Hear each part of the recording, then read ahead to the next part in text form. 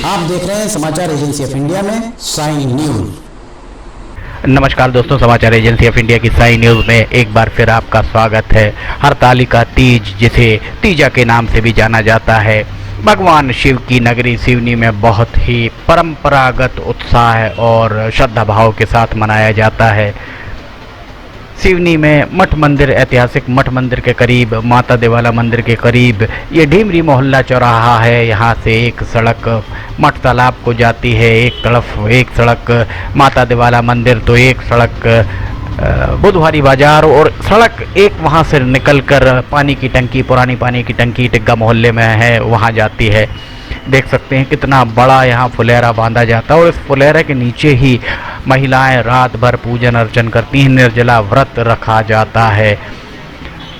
हरतालिका तीज के व्रत में भगवान शिव, माता पार्वती और भगवान गणेश की पूजा होती है। विवाहित स्त्रियां इस व्रत को अपने पति की लंबी आयु और खुशहाल जीवन की कामना के लिए रखती हैं। वहीं अविवाहित युवतियां अच्छे वर की प्राप्ति के लिए इस व्रत को करती हैं। हरतालिका तीज व्रत पूजन में ऐसी मान्यता है, कथा सुनना बहुत जरूरी माना जाता है। मान्यता है कि हरतालिका व्रत कथा स्वयं भगवान शिव ने ही माता पार्वती को सुनाई थी।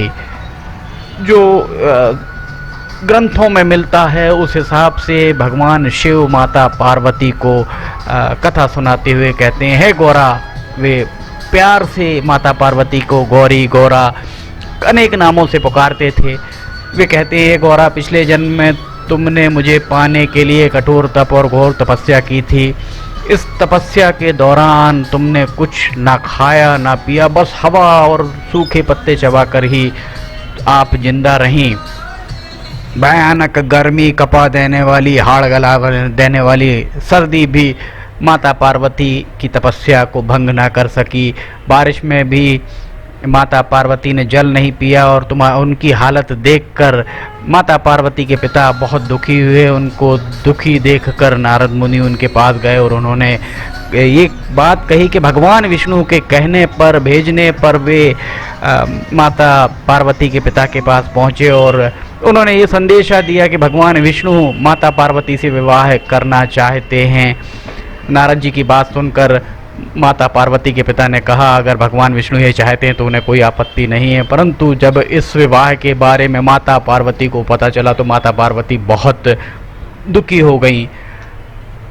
माता पार्वती की एक सखी ने उनके दुख का कारण पूछा तो माता पार्वती ने बताया कि माता पार्वती ने सच्चे मन से भगवान शिव का वर्ण किया है, किंतु माता पार्वती के पिता ने विष्णु जी के साथ माता पार्वती का विवाह तय कर दिया गया। अब माता पार्वती के पास विवाह प्राण त्याग देने के अलावा कोई और उपाय नहीं बचा है। माता पार्वती की सखी ने कहा कि प्राण छोड़ने का यहाँ कोई ऐसा कारण उत्पन्न ही नहीं हुआ है।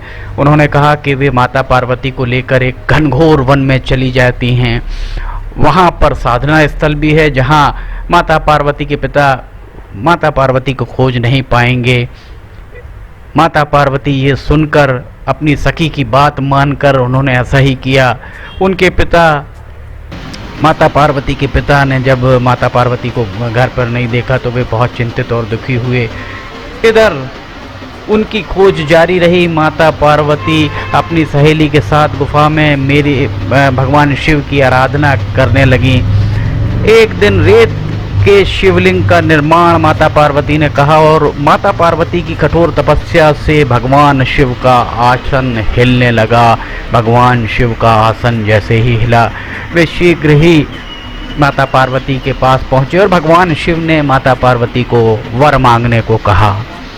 कथा आगे बताते हुए भगवान शिव ने कहा, जैसा पुराणों में उल्लेख है कि वर मांगते हुए माता पार्वती ने कहा कि माता पार्वती ने सच्चे रूप में, सच्चे मन में भगवान शिव को पति के रूप में वे वर्ण कर चुकी हैं। यदि भगवान शिव सचमुच माता पार्वती की तपस्या से प्रसन्न हैं तो माता पार्वती को अर्धांगिनी के रूप में स्वीकार करें। भगवान शिव तथास्तु कहकर वरदान देकर वे कैलाश पर्वत पर वापस लौट गए। उसी समय गिरिराज अपने बंधु बांधवों के साथ माता पार्वती को खोजते हुए वहां पहुंचे। उन्होंने कहा कि माता पार्वती ने उस कहा कि वे घर तभी जाएंगी जब महादेव से उनका विवाह होगा। इसके उपरांत माता पार्वती के पिता मान गए और उन्होंने माता पार्वती और भगवान शिव का विवाह कराया। जिस दिन भगवान शिव ने माता पार्वती को पत्नी के रूप में स्वीकार किया था, वो दिन भाद्रपद शुक्ल पक्ष की तृतीया तिथि मानी जाती है। इस तरीके की कथा यहाँ प्रचलित है। सिवनी के ढीमरी मोहल्ले में ये हम आपको दिखा रहे हैं। यहाँ ये पूजन अर्चन की तैयारी चल रही है। 9 सितंबर की रात लगभग 7-8 बजे का ये नज़ारा। समाचार एजेंसी ऑफ इंडिया के सिवनी ब्यूरो से अखिलेश दुबे की रिपोर्ट। अगर आपको ये वीडियोस पसंद आ रहे हैं तो आप इन्हें लाइक, सब्सक्राइब और शेयर ज़रूर कीजिए। हम फिर हाजिर होंगे। फ़िलहाल इजाज़त लेते हैं। जय हिंद।